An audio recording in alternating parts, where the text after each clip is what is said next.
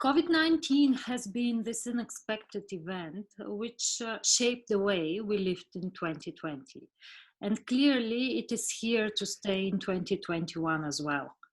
So here we are with our next in a series of talks, The New Normal, about the way we lived in a post-pandemic, or let's say still pandemic society, and about the effects of this pandemic on our lives today. Each conversation focuses on a single topic: public space, work life, mobility, culture and events, education, sustainability, and city planning. And today we shall talk about workspace, about offices and shared spaces, and what will happen to them. I'm Aneta Vasileva, an architect, critic, and educator from Sofia, and I'm joined today by Lica Panayotova, an architect and founder of Studio Skica, former manager of Business Park Sofia, and former executive director of Sofia Tech Park. Welcome, Lica. By Mihailo Nikolic, CTO of Athlon Digital Agency and initiator of Resonator Digital Innovation Hub. And by Bostian Vuga, an architect and educator from Slovenia, co-founder of Sadar and Vuga Architects, who have been designing large public and office buildings for over 20 years now, I think. Hello to all of you. Now, in December, one Belgian company for reuse and second-hand materials posted a widely popular Facebook post, which read something like this: the Brussels aftermarket for second-hand office furniture is in chaos, as more and more companies decide to drastically downsize or rethink their office spaces in the context of the COVID crisis. This city has always had a slight surplus of second-hand furniture, but now things are bordering the absurd. Never before have we had so many proposals for office clearances, so watch out for opportunities. Which post was illustrated with a really striking finding of perfectly preserved Brno flat bar chairs by Miss van der Rohe, edited by Knoll Studio for extremely low price. I wish I could have bought them. Office space was indeed amongst the most visibly hit by the pandemic, let's say it like that. There are companies that have not returned to their workspace, and they have not returned their workforce to physical office space for over a year now. And my first question is for all of you, but maybe first to Lica. What will happen to business and tech parks post-COVID-19, according to you? Do you think that office architecture is living through its worst crisis ever? Or is it too soon to declare it dead? I think it's too soon to declare it dead, that's for sure. That it's going through a crisis, that's also for sure, or rather not a crisis, but a redesign and reconceptualization. Because the trend to a flexible working time, a flexible working environment has been around for quite a while, and there are many, mainly international companies, not so many local, that actually have introduced this way of working way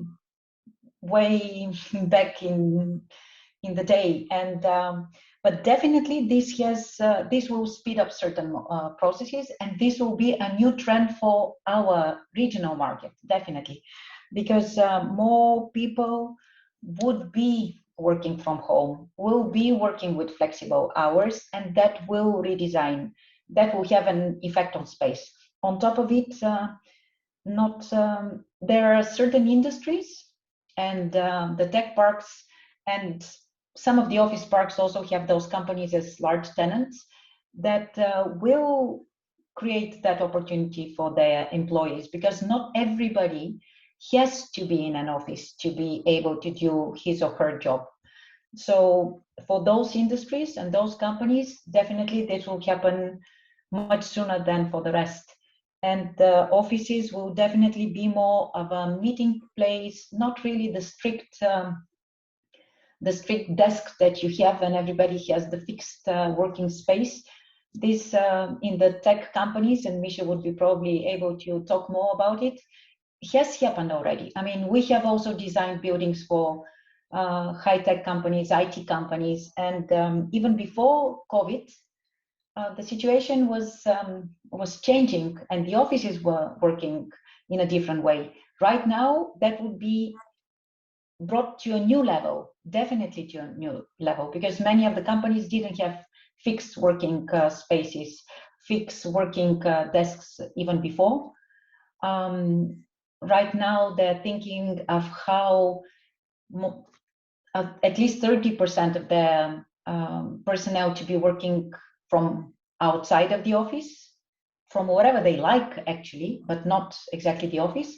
And they're transforming their offices into more meeting space or more dedicated for communication space and less fixed desks and offices. So for me, definitely, I mean, despite the fact that many of my colleagues are saying that no, things will go back to normal, offices will be as they were and more offices will be built, I think that there's no going back from this situation. I mean, they're not dead, but definitely there will be a shift and a change. Misha, a couple of years ago in 2018, if I'm not mistaken, you opened Resonator, which was then marketed as intended to work as a co-innovation hub, both physically and digitally. Have you reorganized the space somehow? Do you plan to develop, and how, Resonator in the future? To be honest, we didn't open in 2018. We got our permits end of 2020. So that was a long process, but I won't go into details. So we effectively were able to open during the pandemic, which wasn't good. But I'll open a bracket about Resonator, but I want to talk about the office space and Athlon a little bit, because I think there's a lot of context around how people will potentially go to work and what companies will do. And it's related to Resonator as well. So to start, I mean, there's this whole debate around, future of work and what it will mean. I think there's a lot of different opinions about it, and the most what I'm seeing around me is that it's not so much, let's say, something which became a trend later to talk about, like the fear of going back. I don't think that locally, at least here, that there is any fear of going back so much, or at least it's not that present. Maybe some people do have that. It's more like the choice between the lifestyle you want to have. And I think in the IT community, of course, most people can work from home.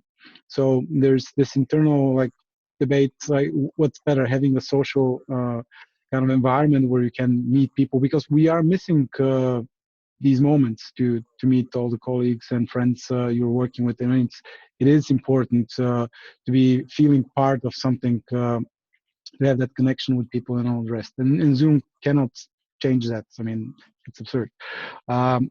So there's the balance, and I think we'll need a little bit more time to actually get to a place where we find the right balance for everyone. So between what you can do with your time and how more effective you can be on certain things when you're at home and you don't have to commute and travel, and you have your focus time, and the social place where you can go and meet people and also be more productive on other types of tasks, let's say. So nobody's really clear on how to deal with it, I guess. And there's a lot of, let's say, internal, I don't know if it's not laziness. It's between the balance between being a little bit lazy to go back and being also aware that you're more productive for certain things if you don't go back to the office. And I think it's going to be a difficult time for that office culture to go back on track in a new way, because you don't want to be the first one in the office and be alone, right? You don't want to go there when there's no social element to it, and you certainly don't want to miss out as well. So I think for us, for example, at One, we definitely want to find more things to do in the office space, which are motivating enough for people to go if they need it. Like, we don't want to force people. There's no point. We're very productive while we're at home, but we want also to give the opportunity to people to find things which are relevant to them. I mean, you cannot really replicate all elements of an office at home, or at least most people wouldn't be able to. So what is it which we can provide, which is extra to your own personal office at home? Meeting spaces, probably not the winning thing, because people can meet online, obviously. Workshops or brainstorming sessions is probably something you do better in person. So maybe there's an element of that which can be, let's say, done better, or we can change the office. We have these trainings in the office. So we have a coach. So there, a lot of the space will probably be transformed into more like social or physical activities rather than just a desk, because that's not the thing anymore. Let's say the environment on its own is also important. So people want to have a change. Like, they don't want to be stuck at home for too long. They want to be able to shift between their environments. So we can definitely invest more in the environment, and even things around like having a nice kitchen there and whatever. Then obviously in our field, but also I guess in a lot of other fields, you have a lot of equipment. So definitely if you need to test on different devices and all that, that's something you wouldn't be able to replicate at home, right? And that's similar to what Resonator is, right? Resonator is, I mean, we call it a co-innovation hub. It's slightly vague what we mean by that. It was never designed to be focused too much on, let's say, the vanity metrics. So a lot of people crowded in a space, and we're all excited about being part of a big community. It was always designed to be primarily a prototyping space. So like, you have labs, you go in, you work there. We don't need dozens of people in a room to be effective in what we want to do. And this is providing tools and labs to people when they need them, not be there nonstop for the sake of being there. So that hasn't changed, and it's not going to be massively impacted by COVID. We obviously are thinking about, and we have designed protocols for security, and we have smart cams which can measure temperature, which is not a solution to the problem. Just to open like a remark there, but what we can do, I think, is just be more structured in the way we want to run things. So when we talk about events, we are now doing hybrid events when we have to. We are giving people opportunities to be there if they need to, but we don't need people to be there on purpose. So the concept of Resonator is not a single space. It's a network. Actually, it's a distributed model of labs. So effectively, what it means is that people don't have to fly over to be here. We're actually providing these tools, and that's the long-term strategy, to be close to the people when they need them. So actually, you could also see it from a different angle, that we don't want to force people to come together. We will invest long-term in these hubs to be present close to where people need them. So less transmission, I guess, of viruses because of that. But you still keep the physical space of both Yes. Resonator and Athlon, because you mentioned in our previous mails that you have not only decided to keep the physical space for Athlon, but you are also renovating it, and probably in the direction you already mentioned. But has the office been used actively in the... Not at all, for more than a year now. So we decided to renovate it because it was good timing, because we're not there and we can afford to take it slowly, knock it down and all the rest. But I mean, to be honest, that's the luxury of being in Sofia. Like, we can afford to keep it and renovate it, compared to our other offices around the world, because we have offices in London, New York, Toronto, and they're closed for obvious reasons. Physical spaces there in London, Toronto. We had offices, and now we don't have any more. Any of the offices in other locations. The only one which is left is in Sofia. Okay. And I mean, we obviously have a pretty good deal being in Sofia, and the luxury to be able to afford it. I believe, and we have also the biggest team in Sofia. So I believe it's important to have a space. I believe that it's important for culture, and I think people will want to. I mean, there are certain people who are already asking us to open this office, but we're not opening it because of security. I mean, safety reasons, obviously. But at the time when, let's say, we have enough people who have been vaccinated, enough people feeling comfortable to go back, and we can allow them to be there with good safety protocols in place, we will give them that as an opportunity, as an option, but not force people back. And I think it is going to be important also for employers to, and that's part of the, let's say, conversations we had with some people we're recruiting right now in Athlon. They'd like to know that there's space where they can go. So I think some employers may consider it as a benefit in the future. I don't know, because you can obviously work from home, but especially for people who are starting fresh in a company, they want to be able to meet and get to know other people, and that's not going to be really easy when they're stuck at home. And I know there are certain companies, not because of COVID from before, who are doing it completely different, and that's great, but it requires a different attitude. And so I think there will be personalities which prefer to have an office space, at least as an option, and there will be the personalities which prefer to stay at home forever. So we need to give them the options. That's it. That's, I think, the bottom line. Bastian, then what are we architects supposed to do in a situation when we used to design offices which feel like home, and now we have to design homes which feel like offices?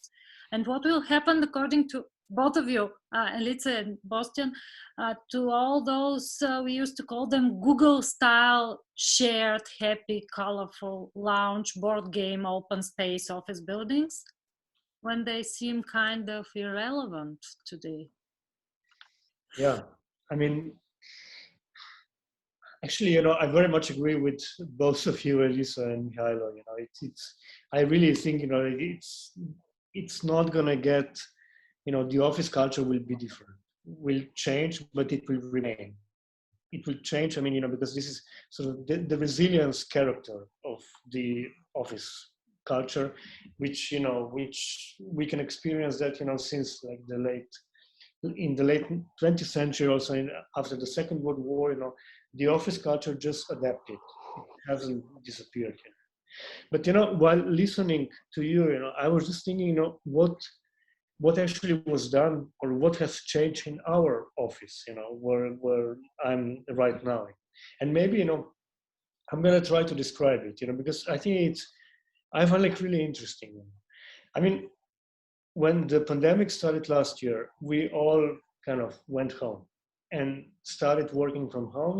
Like the office has been actually closed like for a month and a half, 2 months. Only Yuri, my partner, the secretary, and myself, we met once a week. And we were like almost in one of like one here and then 5 meters away and 5 meters away, almost like screaming to each other in order to discuss the things which were important. But then we figure out that online working, it's not a proper and efficient working for an architectural office. Basically we can work like in the the execution plans, in kind of like a production where I would say unpredictable and planned situations are kind of part of the process. So meaning, you can do, like administration, you can do like planning, you can do like, working, drawing, but in terms of kind of developing the project, as we are all working on in the teams, we found it like super difficult, because it was kind of like, we met once a day, but then the colleagues were actually developing something in the morning, and then in the afternoon we had like let's call it kind of the office tutorials, which kind of were not good for the project themselves. They were sort of like too linear, too. I would say also, at the end of the 2, 3, 4 weeks, everything became like too boring. So this was actually the first phase, and then we got back to the office, and let's say since fall last year, we really reorganized the office space. So we reorganize it in a way that all the working stations are 2 meters apart. We all work with the masks. We actually change some of the service rooms are now kind of like working spaces. The kitchenette in the office, which was actually planned for tea and coffees only, have become kind of like really like a lunch place. And consequently, what is interesting, that people who are, ourselves who work in the office, basically we spend more time together than before. Because, once we are in the office, we don't go out during the lunch break. We get like, our food, our lunch delivered. And then we kind of like a queue in the kitchen, in order to get a meal, or kind of like everyone eats find like his or her own space to kind of have a lunch, So basically also there are no people who are not from the office coming to the office, because, everything is, like all the conferences, meetings, everything is conducted online. So when we are in the office, we really feel that we are in a bubble, that this is our safe office bubble, and we have like also like a temperature checked and so on, and get like tested and so on. But once we are here, and this is really interesting, we feel that we belong to this physical space, which is kind of like a contradiction, We can work more and more online, but then we are in the office, we can actually more, I also talk to kind of like my colleagues, we really feel that we sort of started more and more belong to this physical space, which is a paradox, and one thing more, I was really thinking about that, that the time we spend here. So we come here, I don't know, 9 in the morning, then leave 6 in the evening. Usually if I talk about myself, usually I had like a lunch, 1 hour of a lunch break. I go outside, go to the restaurant, and I come back. Now, since the lunches are more or less delivered, I spend 15 minutes, eating, while working, staring at the computer, talking, and this is something which I experience with all other colleagues as well. We kind of like started to mix things, like coffee, browsing on computer, having conferences and so on. It's becoming like, the breaks are not the breaks anymore, because, everything is now developing or performing in the same physical space, which is this of the safe office bubble. So at the end of the day, if I conclude this thinking, I think that we come to the office, because now we feel that we belong to this physical space, but also it's the way of kind of getting socializing, because we're all at home, we're all online at home, we all kind of like can Zoom at home, but then when we are in the office, we spend time here and we also socialize here within this office bubble. And I find this kind of like super interesting and also contradictory. Because, during the pandemic crisis, the office, the awareness of the physical space has become like really strong. And this also influences the production, I mean, now when we sit together with wearing the masks, like ventilating the spaces and so on, we feel, that we're doing something for our own good, and this kind of personal, professional, due to these healthy reasons, has become like really, really blurred. And I think this is also kind of like contradiction. It's because you feel here, that you are safer than going to another office space of, I don't know, of your colleague. You will not go and you will rather conduct the meeting online.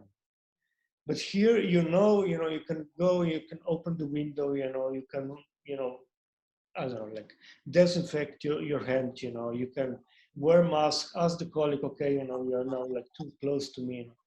It's really strange, because all these healthy regulations have become something which actually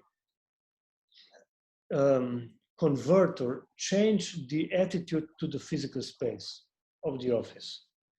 And I think that, I mean, if I can predict, and I'm coming back to your question, Aneta, afterward. If I can predict, it's basically we have, this is a very simplified version. Now I think that we're developing the attitude of, or kind of like a domestic attitude to the office space.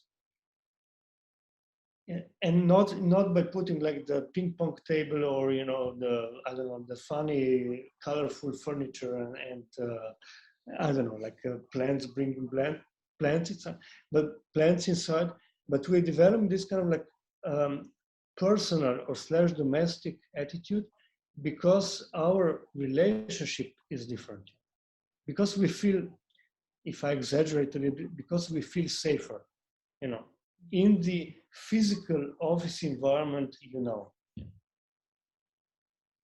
So it's rather, I mean, I would say, that the office will change, will become kind of, the office space will change, will become kind of, like maybe not with a different furniture, maybe we still, like as in architecture office, we still need kind of, desks and tables and screens and workshops and model shops, but the attitude of people will be different.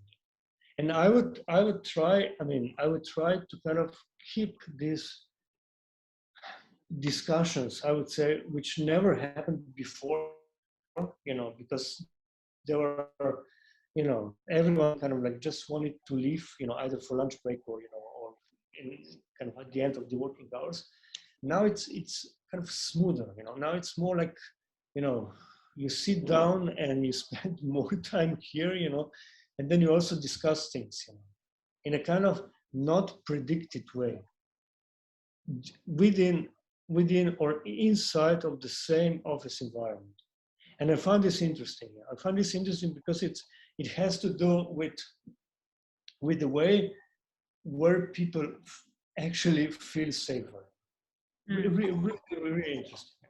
I think that the pandemic made it clear that people need to meet, and they value more not only the physical contact, but yes, the physical space and the public physical space.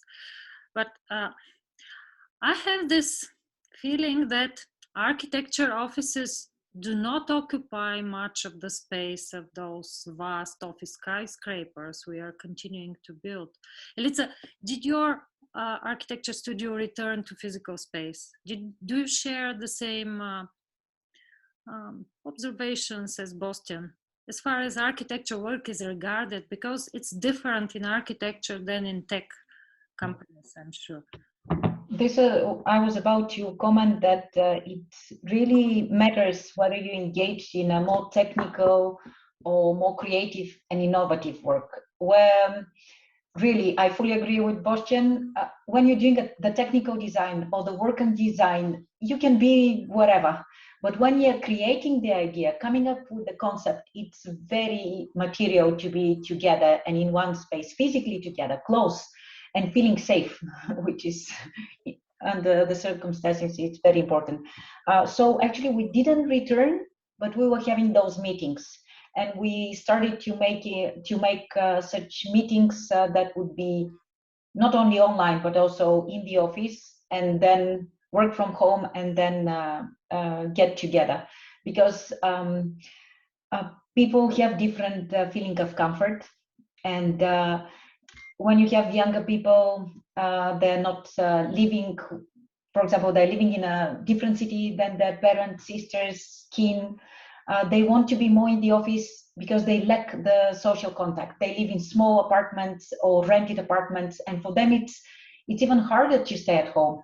For the people who are with families or with proper houses, they have less that need to communicate to the office so often. So I agree with Bostian that the attitude towards the physical space has changed, both for the office and the home. And there were different bubbles created, and also bubbles with friends. You suddenly limit your contacts to a safe environment that you can be guaranteed, and that you not only your physical health is guaranteed, but your psychological health is also guaranteed. People with whom you can talk, discuss, exchange ideas, whether that's friends, colleagues, or your family. It has become more nuclear based. And I think that the result would be not only affecting offices, also the homes, but also our attitude towards the space we inhibit, or rather we live in. Yeah. Because many people found nature, they are now contacting with nature in a new ways. We saw so many people flooding the parks and the mountains of Sofia and Bulgaria, and there was even a joke. People were saying when they will open the malls, so that the people will go to the malls and there will be small space in the mountains. So I think that people have now realized the importance and really the importance of the space we inhabit, whether that's a physical space or that's the environment and parks and nature around. I mean, if I were jump in here, I think it's really interesting, Elisa, what you're explaining, because, for example, if you think about I'm gonna on purpose start with the home design, or basically, if you think, or if I mention boundaries, the meaning of boundaries, so basically before COVID, everything was okay. Let's get rid of boundaries. Boundaries were always meant, as something bad, like physical boundaries, or material boundaries, or political boundaries, and so on. So now with kind of this awareness of being safe, it's really kind of like primordial awareness, something which you have deep down in your genes. So being safe means, also being in the kind of defined environment. And how do you define the environment? You define it by kind of creating a boundary. It's like a physical boundary. It's kind of like a social boundary. It's like a, psychological boundary. It's a boundary which actually makes you feel safe. I mean, I'm putting this emphasis, because and I kind of think, how this could actually, the awareness of the boundary, how can actually this influence the office design, or let's say residential design. So if you think about the residential design, now I would say the first time in, let's say, 100 years, say, okay, open plan. Is this really what we want? Or do we want to have like rooms kind of type of space? so that you can actually have like a sequence of rooms which could be like open or closed, which you can sort of, let's say, isolate or gather, but kind of like a space which is divided or characterized by certain boundaries. I'm not saying, that it needs to be kind of like an old bourgeois apartment, but it's basically this openness. It's the first time in 100 years, I would say, that the question of openness would be really a question. And the same thing could be actually related to the office design. Is the open space or something, which is still desirable? I'm not saying that we need to kind of design kind of like a club type of office spaces, where you would have like this, loungy, boungy type of space and so on. But is this sort of the awareness of the boundary in the office space? And it means kind of like the boundary where you can sort of develop your own creative moment, either like one, two, or a small group. It's a boundary which would actually define the separation between, I don't know, like entrance and the working area. So I think it's kind of question of the boundaries in the office space. It's I would say it would be kind of like consequence of the COVID or post-COVID area, post-COVID timing. And I really wonder how this would develop. I think the focus has changed, and there's a good reason for it. I mean, offices used to be designed around a function of the office to be able to control the workforce, primarily. Not always, but that was one of the, let's say, features of the office. Like there are expensive access control systems and whatnot to be able to control who's at work. So the main feature of the office was to be able to gather people at a certain time of the day to be available to work. Now this is irrelevant in most industries because there are a lot of other ways to actually, allow management to monitor the output of people. So generally there is a shift in the focus should be on people rather than the space, and the space should find ways to benefit what people need. So the function of the office now changes to what people need. An example would be probably like, we obviously can monitor people in many different ways, and but we don't want to. The more important aspect is like the output we're producing, right? So now there's, I see it at least around us, like there's more shift around real output versus time clocked. Nobody cares how many hours you're working if the output you're contributing is valuable to the team, right? And now that has changed, offices should be built around how do you make people thrive in what they're doing? Like, what do they need to be able to be more successful? So the social element is part of that, obviously. And I think one of the things which we're missing is this spontaneous kind of bumping into each other and reminding yourself, because people don't really think of these social interactions as something apart from just having fun. No, it's not just having fun, it's getting creative. It's actually confronting people you forgot that they could help you with something, seeing them in real. So, on a normal day when we're back in the office, I have at least 15 random interactions with people which are really helping me to continue with, let's say, a thought process I started, and I forgot that this person or that person can actually help me to achieve what I'm trying to do. And now you're limited to, you have your contact book in whatever messenger chat you're using, and it requires a lot of effort. Like you need to write to someone to have a really simple interaction, and then you need to sync up in calendars and time to actually have the interaction. It takes you more time to organize it than a simple coffee break or a conversation at the water machine. And this is really, in my opinion, the big change. People don't want to spend that extra time to organize these online meetings. They want to have an occasional conversation with someone they forgot even exists sometimes, and it's really valuable. So I think the focus really should be like, we as humans, like, what is it that we need to actually be able to be more productive or more creative or more successful. And it's funny that like people used to try to escape the office. Now they're escaping to the office. That's also another real big like difference. Obviously the office could be a good space, right? So what is it that we're missing in the office which we don't have now while staying at home? And maybe we should put more emphasis on those features rather than the controlling features which are not required anymore.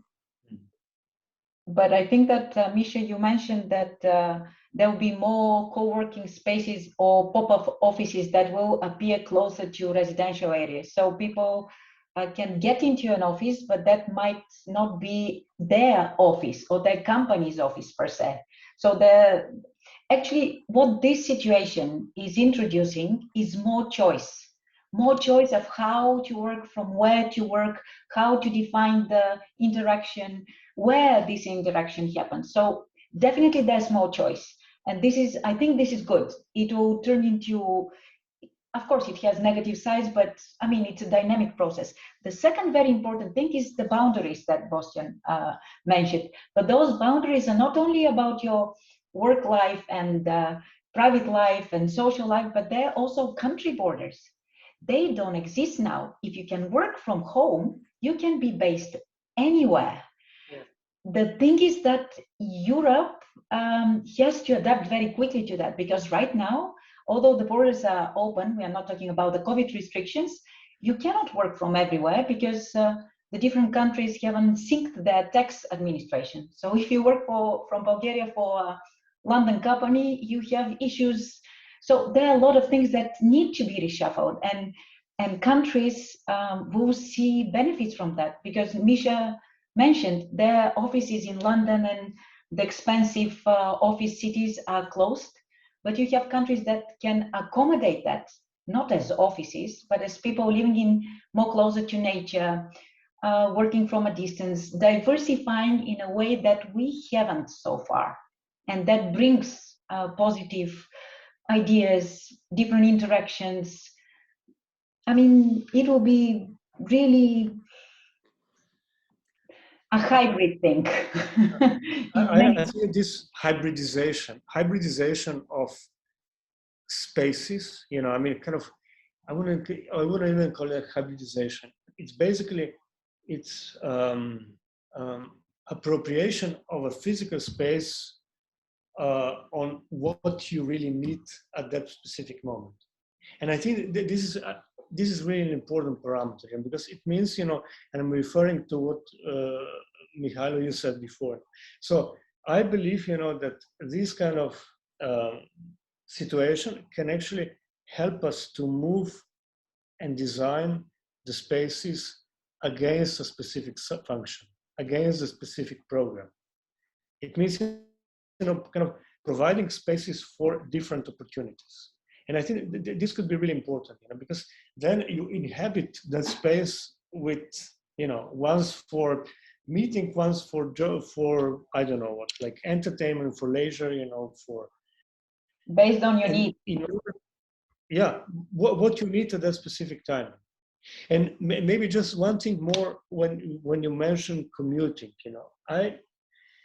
you know, basically it's really comfortable, you know, to teach here online, you know, instead of taking a flight every week, you know, and fly to London and then spend a day and a half or 2 days there and then fly back. You know?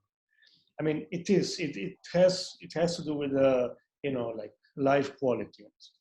But then if you ask yourself, you know, what is missing? It's missing like all these kind of unpredictable impulses. You know, you have like, you know, from your home to the airport, you know, and then, you know, and so on and so on. So now, how could that be? I want to say compensate, you know, but how could that be provided?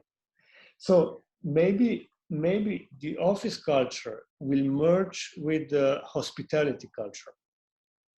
So it means, that you will actually be an urban nomad or like a traveler, And then you will actually stay in a hotel, but the hotel will become your office space or working space. So it means that the hotel room could actually become different room, because it will provide like your working environment as well.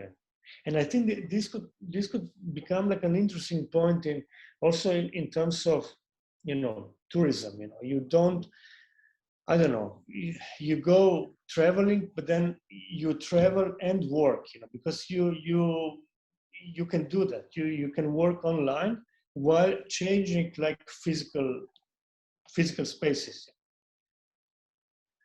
I want to bring in the picture one special new breed of office worker, speaking about boundaries and about new perspectives. This is the so-called edge worker. Have you heard of this? I have a number of friends who have recently signed contracts. They're working for tech companies mostly, transforming them into this new kind of worker who is not supposed to possess a physical space. They're emptying their desks now. And in a foreseeable future, they can work from anywhere. And this is written in their contract. But here again, my two main questions and my two main concerns. Firstly, what will happen then to all those vast tech company spaces, according to you, because they are much bigger companies than Athlon, for example? And won't the psychological factor prevail here, and people needing to return to physical contact? What we'll do about this being labeled as edge workers? They are not supposed to meet physically anymore. This is in their contract. HP, for example, is doing this shift right now in Bulgaria also. I think they've been doing it for quite some time, actually, because they never, or at least most people who were there for some time, they didn't have to go to the office. And their office space was empty before COVID. No, they were supposed to go to the office 3 times a week. They owned a desk, but now they do not. And they're leaving whole office spaces, whole buildings up there. If I may make a differentiation between like the typical corporate environment and smaller teams, which tend to be, I don't want to generalize, but tend to be more creative or do things in a different way. And the biggest challenge would be for the smaller teams that we are, for example, Athlon is not a large team. We like that feeling of being part of a group of people, like being really close to each other, friendly, and so on. So when you're at home, that feeling of belonging is disappearing slowly. I mean, we're trying to augment it with online things, but it's definitely not at the same level. Because when I have a conversation with someone on any conferencing platform, I see them, but I don't feel the same feeling of actually getting something else apart from information. So I don't experience the same level of, let's say, excitement about having the meeting in the first place. I mean, or if it's just like a formal meeting about something, still I feel a connection, and as a person, as a human, I need to have that, and I feel way better when I have the opportunity to meet someone in person. Where what we're doing with online meetings is exchanging information, really. Like, obviously, that for me at least, it doesn't work on the same chemical level. I don't know what it is, but it's definitely not the same thing. So in smaller teams, I think the feeling of belonging is important, and we're going to miss that or lose that more and more if we don't find ways to get together in some way. So the office could be a place for education, for example, because in most teams you have an element of learning, sharing, and all that. So that's an important aspect, and that could be one of the things we use the office for, so that we have the feeling of belonging. We can exchange and we can meet and have all that, but we're not forced to do our work on the computer in the office. For corporate, it's probably different. And yes, I know a lot of people who are contractors. They don't need to meet. They don't even want to meet. But I think it's there. The whole attitude about the work is slightly different. It's like you have certain things you need to deliver, and that's it. You don't really feel connected to the people on the other end. Mm-hmm. No, I think that the question of what would happen with this big office infrastructure in the city, which would that become empty, or would that be, reuse, and what is the reuse? I mean, I don't think that I can answer this question now, because it's you have like the amount of the physical space which is available, and then you question what you do with that. I mean, can this be transformed into apartments? Would that become kind of like a mixed-use working, like a working living space? Why not? There are so many examples. Even here in Ljubljana, I have like office towers from the 70s, which have now become like residential spaces. I mean, I think that I see, or I kind of, sort of perceive this condition of COVID as even as a great opportunity, opportunity, that something will change, something changes.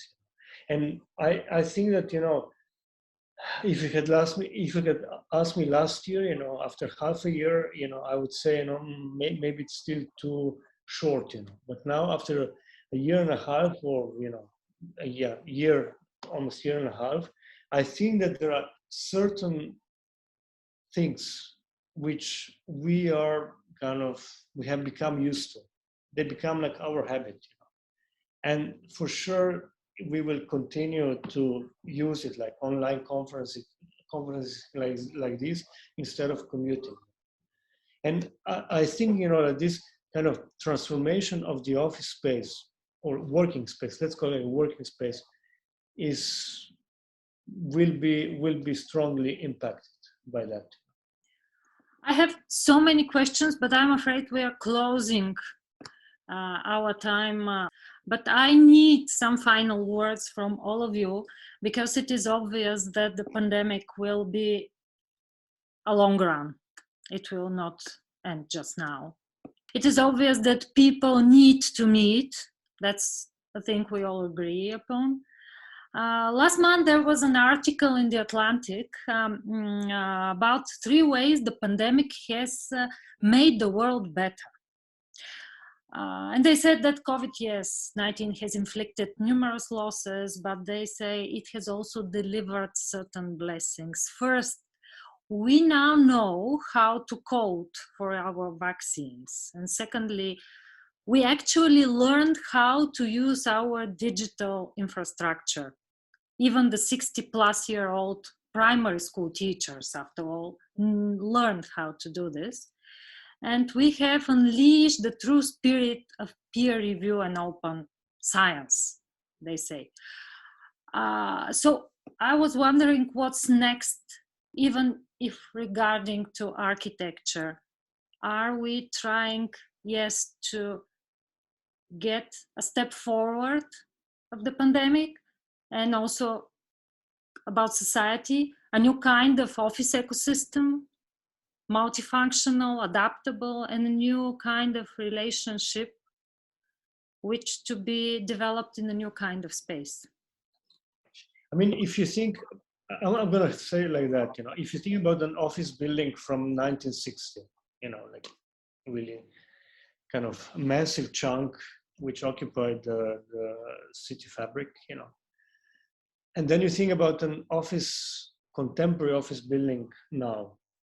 What is the difference? The contemporary office building now, it's kind of, light and full of green surfaces and happy people who run along the facade, and, like a meeting spaces inside, like no monumentality, kind of super approachable, very porous, This is now. And then if you think about an office building in the future, what would that be? I would say that would be even, I would imagine like as a framework, kind of framework which actually allows for different adaptation. So it's not even the building anymore. I mean, it's an environment. It's really like an environment which is adaptable. So the image from the 60s is super fixed. The image from today, it's kind of, it's still fixed, but it's more like green, more eco-friendly and so on. And, like club kind of. The image for the future, it's not an image anymore. Okay, I think that the word resilience has to apply to the spaces as well. So they have to be adaptable, and the boundaries will be overlapping. I mean, exactly, in other words, what Bostian is saying, that the places have to be transformable. You have many more functions not so clearly defined, and the boundaries will be merged. Home, office, entertainment, meeting space, in order to create exactly the private spaces, but again, to be very close to the communication and exchange that you needed, to breathe, to exchange ideas, to feel safe as well. So I think that this is it. We'll be finding new transformable spaces that will be easier to adapt and change depending on the increased mobility of people across borders and the decreased commute in a way. These spaces which will be vacant, I think they should focus on what is needed in terms of space for really like features which require people to be together. I mean, including like a lot of these office spaces, they could be easily converted into daycares and kindergartens, and we lack buildings for that, and it's important.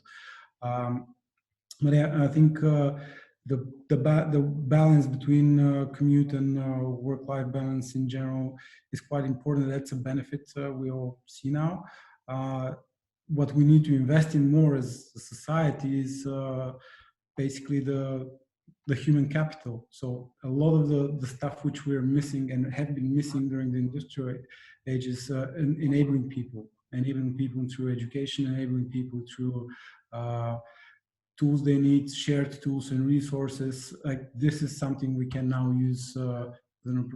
Basically, COVID is providing the opportunity to rethink the whole idea around society, not just go to work, be productive as a single entity, but how can we actually do more things together and allow people to be more effective and more productive or creative.